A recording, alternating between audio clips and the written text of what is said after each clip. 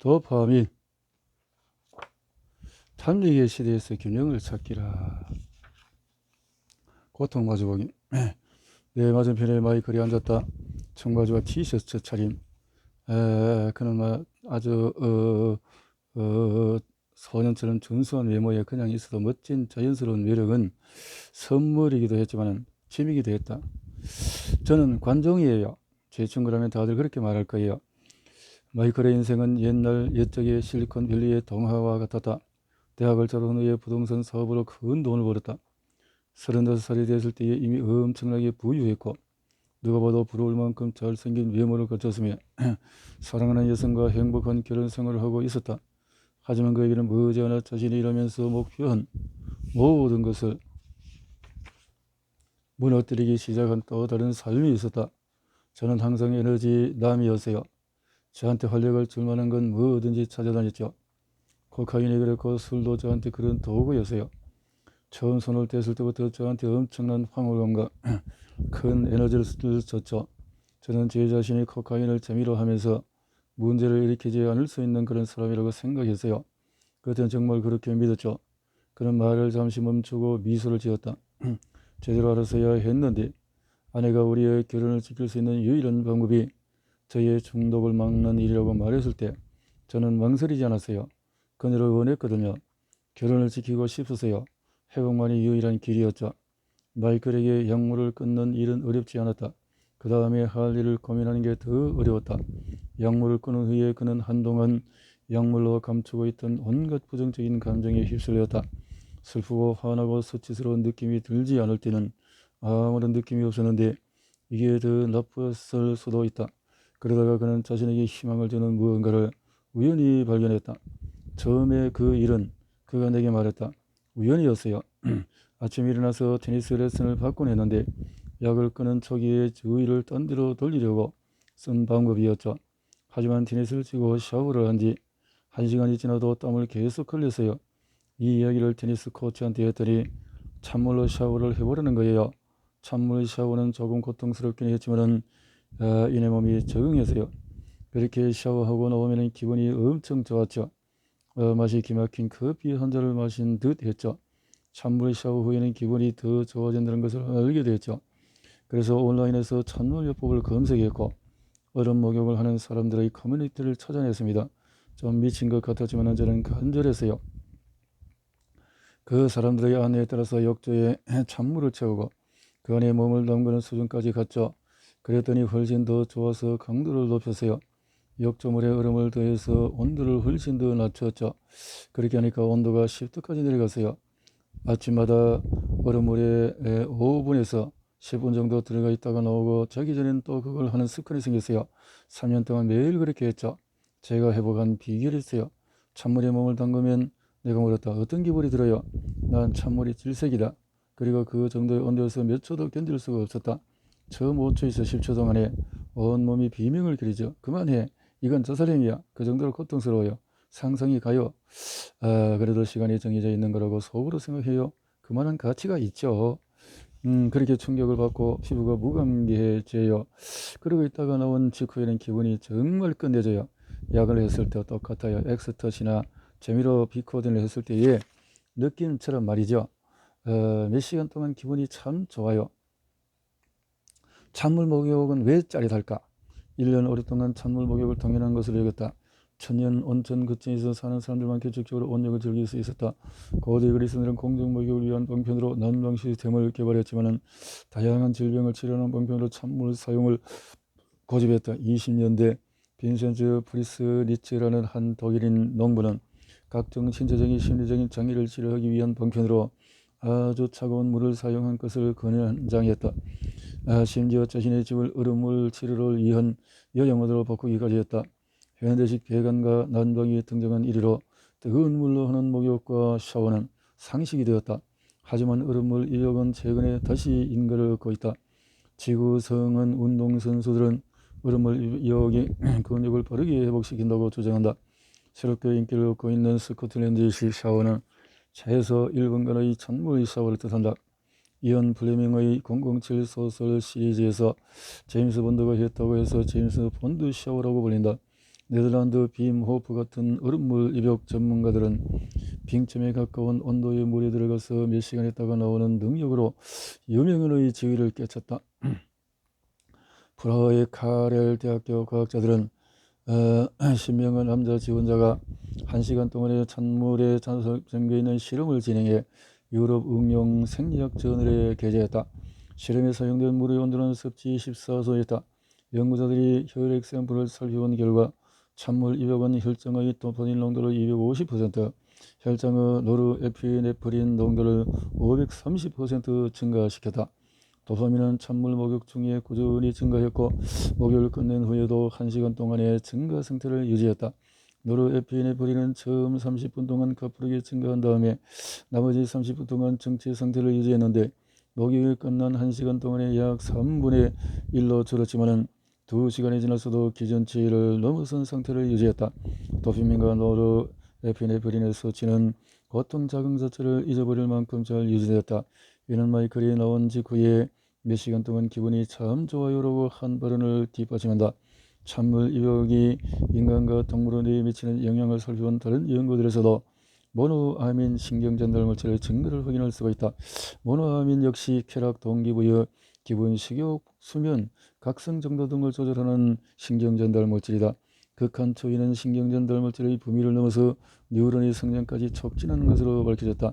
뉴런이 제한된 상황에만 반응해 미세 조직을 바꾼다고 알려진 만큼 이는 정말 주목할 만한 발견이다. 크리스티나 지 폰데오헤와 그녀의 동료들을 동면하는 들다람쥐의 뇌를 연구했다. 동면경의 들다람쥐의 심부와 뇌의 온도는 섭씨 0.5에서 3도까지 떨어진다. 이때 쥐의 뉴런은 가지가 거의 없고 잎도 훨씬 더 적은 가늘고 긴 나무처럼 보인다. 하지만 몸이 따뜻해지면 뉴런은 봄이 한창일 때의 낙엽 스림 형태로 아주 빠르게 재생한다. 이러한 재생 속도와 성장은 배아의 발달 과정에서만 보이는 뉴런의 가소성 못지않다. 연구에 참여한 저자들은 이렇게 결론을 내렸다. 우리가 동면하는 동물에 대해서 입증한 구조적인 변화는 자연에서 발견한 가장 극적인 현상 중의 하나다. 붉은 털벌성기의 발달 중인 배아의 해마에서는 가지돌기가 매일 114 마이크로미터까지 늘어날 수 있는데 동면하는 성면 동물은 겨우 2시간 안에 같은 변화를 보인다. 얼음을 입욕의 이점을 우연히 발견한 마이클의 사례는 저울의 고통 쪽을 누르는 게 어떻게 반대쪽의 결과를 이끌어내는지를 보여준다. 쾌락 쪽을 누르는 것과 다르게 고통이 이야기한 도파민은 간접적이 어쩌면 더 오래 지속될지도 모른다. 그렇다면 이건 어떻게 작동하는 것일까? 쾌락과 고통.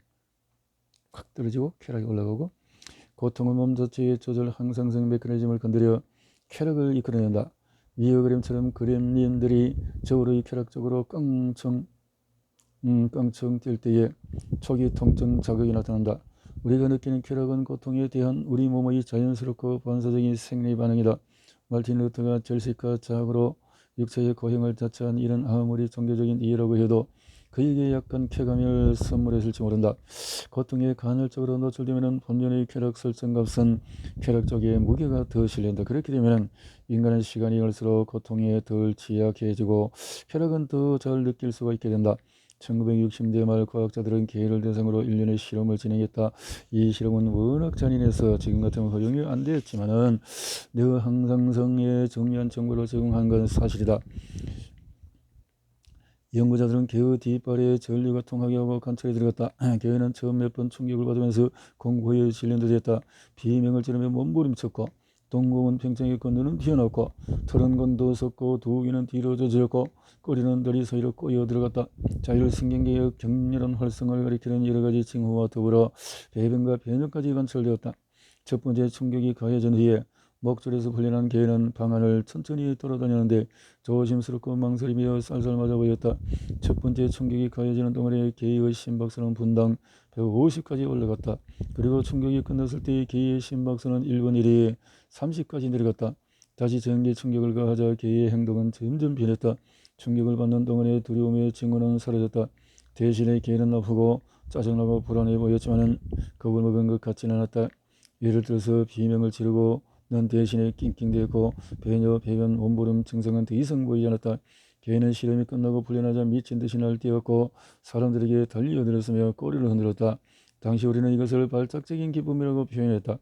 실험이 계속될수록 전기 충격에도 개의 심박수는 휴식 기준치보다 살짝만 올랐고 그 후 몇 초 동안만 상승했다. 충격이 끝난 후 쾌락과 고통이 더 커진단 말이죠.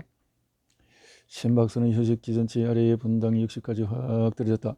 이후에 심박 휴식 기준치로 돌아가기까지는 딱 5분이 걸렸다. 고통 자극이 반복적으로 주어지자 개의 기분과 심박수는 거기에 맞춰서 적응했다. 초기 반응은 더 짧고 약해졌다. 사후 반응은 더 길고 강해졌다. 과잉각성으로 변한 고통은 발작적으로 기쁨으로 변했다. 투정도피 반응과 마찬가지로 상승한 심박수는 상승 정도가 뚝 떨어진 다음에 기나긴 섬액 상태로 이어진다. 즉 깊은 휴식 상태에서 나타나는 느려진 심장 박동을 보이는 것이다. 고문을 받은 동물들에게 동정심을 느끼지 않고 이 실험 내용을 읽기는 불가능하다. 하지만 발작적인 기쁨은 뭔가 아슬아슬한 가능성을 시사한다.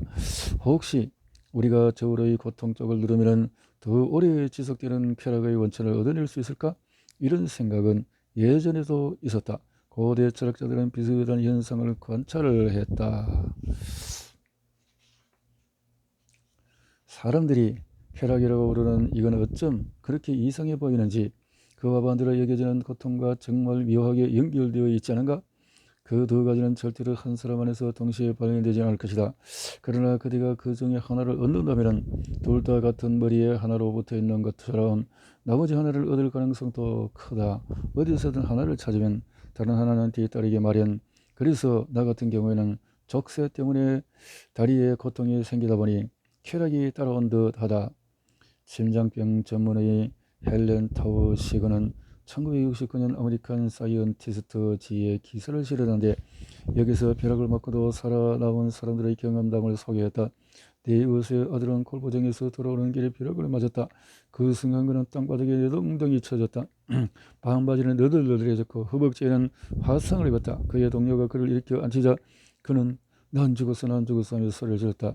두 다리는 감각이 없어지고 새파래졌으며 움직일 수 없었다. 가장 가까운 병원을 옮겨졌을 때 그는 쾌감에 빠져 있었다. 맥박은 아주 느려져 있었다. 이 이야기는 개의 느려진 맥박과 더불어서 발작적인 기쁨을 연상시킨다. 누구나 한 번쯤은 고통이 쾌락으로 바뀐 경험이 있을 것이다. 소크라테스와 마찬가지로 한동안 아팠다가 기분이 나아진 걸 느꼈거나 운동 후에 러너스 하이를 느꼈거나 무서운 영화를 보고 설명할 수 없는 카타르시스를 느낄 수가 있다. 고통이 우리가 쾌락에 지우라는 대가인 것처럼 쾌락 역시 우리가 고통을 통해 얻는 보상이다. 호르메시스의 과학. 호르메시스는 추위, 열기, 중력 변화, 방사선, 음식 제한, 운동 등 해롭거나 고통스러운 자극이 조금 혹은 적당하게 주어질 때 긍정적인 효과를 연구하는 과학의 한 분야다. 호르메시스는 실행하다, 압박하다, 강권하다라는 뜻을 가진 고대 그리스 홀메인에서 유래했다. 미국의 동물학자이자 호르메시스 분야의 선도자인 에드워드 J. 켈러브리즈는 이 현상을 주변 환경이 자신이 야기한 저항을 누그러뜨리는 생체 시스템의 적응적 반응으로서 이를 통해 생체 시스템은 더 심한 저항에 대한 기능성 그리고 혹은 내성을 향상시킨다고 설명한다. 벌레들은 그들에게 익숙한 섭씨 20도를 넘어서는 온도에 노출되었을 때 25%더 오래 살았다. 그리고 노출되지 않은 벌레들과 비교했을 때 이후에 이어진 높은 온도에서 살아남을 가능성이 25%더 높았다. 하지만 너무 강한 열기는 좋지 않았다. 2시간이 아닌 4시간 동안의 열기에 노출되었을 경우에 수명이 4분의 1로 줄었다. 2에서 4주간 원심불기에 돌려진 초포리들은 그렇지 않은 초포리들에 비해서 더 오래 살았을 뿐만 아니라 나이가 들어서도 더 날렵했다. 그래서 일반적인 초포리에 비해서 더 높이 더 오래 날 수 있었다. 하지만 그보다 더 오래 원심불기에 돌려진 초포리들은 제대로 자라지 못했다. 1945년 일본 핵 투하 당시에 피해 지역 바깥에서 지내던 일본인 중에서 방사선에 소량 피폭된 이들은 방사선 피폭이 없었던 이들에 비해서 수명이 아주 조금 더 길고 암 발병률도 더 낮았다. 반면에 폭발 바로 인근에서 있었던 이들 가운데 약 20만 명은 그 자리에서 숨졌다. 호르메시스 과학의 관점에서 보자면 DNA 손상 복구를 위한 저설량 자극 유도 아포도시스 세포 자위사를 통한 이상세포 제거, 유도 항암 면역을 통한 암세포 제거 등 방사성 호르메시스의 유익한 효과라고 할 수 있다. 주류 의학계에서는 호르메시스 관점의 연구는 여전히 논란의 대상이다. 명망 높은 학술지 렌신에 이들의 주장을 정면으로 반박하는 논문이 실리기도 했다. 그러나 설치류와 원숭이를 대상으로 한 실험에서 간헐적인 단식과 칼로리 제한은 혈압을 줄이고 심박 변이를 높였을 뿐 아니라 수명을 늘리고 노화와 질병에 대한 저항력까지 높인 것으로 관찰이 되었다. 대중적으로 간헐적 단식은 체중을 줄이고 삶의 질을 높이는 방법으로 인기를 모으고 있다. 단식의 종류로는 격일단식, 일주당, 또 기후 1단식, 16대 8단식 등이 있다. 미국 톡쇼 진행자 지미 키멜은 간헐적 단식의 추종자다. 저는 최근 몇 년 동안에 한 주에 이틀 굶기를 하고 있습니다. 등등등등. 그러면 운동은 어떨까? 운동은 세포에 유독한 영향을 미쳐서 체온 상승, 유해 산화제 생성, 산소 및 포도당 부족을 일으킨다. 하지만 운동이 건강을 좋게 만든다는 증거는 차고 넘친다. 운동 부족이 건강에 치명적이라는 증거는 반박이 불가하다. 운동은 도파민, 세로토닌, 노르에피네프린, 엔도카나비노이드, 뇌인성 오피오이드, 에피엔돌핀 등 긍정적인 기분 조절과 관련된 다수의 신경 전달 물질을 증가시킨다. 또한 새로운 뉴런을 만들고 신경 악의 세포를 유지하는 역할도 한다. 더 나아가서 약물에 중독될 가능성을 낮추기까지 한다. 6주 동안 쳇바퀴를 돌린 쥐들에게 코카인을 주었더니 쳇바퀴를 돌지 않은 쥐들에 비해 코카인 사용을 자율적으로 조절했고 코카인 사용 빈도가 줄었다. 이는 헤로인, 메스, 암페타민, 알코올을 가지고 진행한 실험에서도 동일하게 관찰이 되었다. 동물에게 강제적으로 운동을 시키자 자발적인 약물 사용 빈도를 더 줄어들었다. 인간의 경우에 중학교, 고등학교, 성인 초기에 하게 되는 고도 신체 활동이 상대적으로 약물 의존도를 낮추는 것으로 보고되었다. 운동은 약물에 중독된 이들이 의존을 멈추거나 줄이는 데 도움을 준다. 도파민이 운동 효력에 미치는 중요성은 조사가 이루어진 모든 동물 실험에서 보고되고 있다. 가장 단순한 실험 동물 중에서 하나인 예쁜 꼬마 선총은 그 지구의 영양물이 풍부함을 알려주는 환경적인 자극에 반응해 도파민을 분비한다. 연구를 종합해보면 도파민은 저걸 원해라는 동기부여 신호를 주어 신체를 움직이게 만드는 역할을 한다. 그런데 오늘날은 도파민에 접근할 수 있기 때문에 굳이 몸을 움직일 필요가 없어졌다. 조사 보고서에 따르면 오늘날 전형적인 미국인은 깨어있는 시간의 절반을 앉아서 보내는데 이는 50년에 비해서 50% 증가한 수치다. 세계의 다른 부유 국가들도 이와 비슷하다. 우리가 공급량이 제한적인 식량을 두고 경쟁하기 위해서 매일 10km를 횡단하도록 진화되었음을 고려하면 현재 우리가 영위하고 있는 좌식 생활 습관의 역효과는 굉장히 충격적이다. 난 뭔가 중독되고자 하는 현대인의 기호에 대해 가끔 궁금해지는 부분이 있다. 우리가 중독에 빠지는 이유는 혹시 신체가 살아있음을 느끼게 하기 위해서는 아닐까 하고 말이다. 가장 인기 있는 비디오 게임은 주로 뛰고 점프하고 기어오르고 총을 쏘고 날아다니는 아바타가 그 주인이다. 스마트폰은 우리가 페이지를 스크롤하고 화면을 가볍게 탭하게 만드는데 우리가 수세기에 걸쳐서 미를 걸고 열매를 뜨면서 얻었을 반복 동작에 대한 아주 오래된 습관을 현명하게 적용한 결과물이다. 우리가 최근에 섹스에 집착하는 이유는 그것이 널리 실천되고 있는 최후의 신체 활동이기 때문일지 모른다. 웰빙을 위해서는 침상에서 벗어나 가상의 몸이 아닌 진짜 몸을 움직여야 한다. 내가 내 환자들에게 늘 얘기하지만 하루에 30분 동네를 걷는 것만으로도 차이를 만들 수 있다. 여기는 의학적으로 반론의 여지가 없다. 즉 운동은 내가 처방할 수 있는 그 어떤 알약보다도 기분 불안, 인지, 활기, 수면에 더 깊고 일관성 있는 긍정적인 효과를 낳는다. 하지만 고통적으로는 쾌락적보다 어렵다. 고통을 피하고 쾌락을 쫓는 것은 인간의 천성이다. 우리는 고통 후에 쾌락이 온다는 것을 배워도 이를 아주 쉽게 잊는다. 나는 억지로 침대에서 빠져나와서 운동을 하거나 아침마다 고통의 교훈을 되새기려고 한다. 고통 끝에 쾌락이 온다. 하지만 이것은 매일의 도전이지 결코 기쁨은 못 된다. 쾌락 대신에 고통을 쫓는 것은 반문화적인 행동이기도 하다. 현대 생활의 수많은 측면에 만연해 있는 기분 좋은 메시지에 반하는 일이다. 부처는 고통과 쾌락 사이의 중도를 찾으라고 가르쳤지만 중도조차 편익의 행포 탓에 퇴색하고 말았다. 따라서 우리는 고통을 찾아내어 삶에 끌어들여야 한다.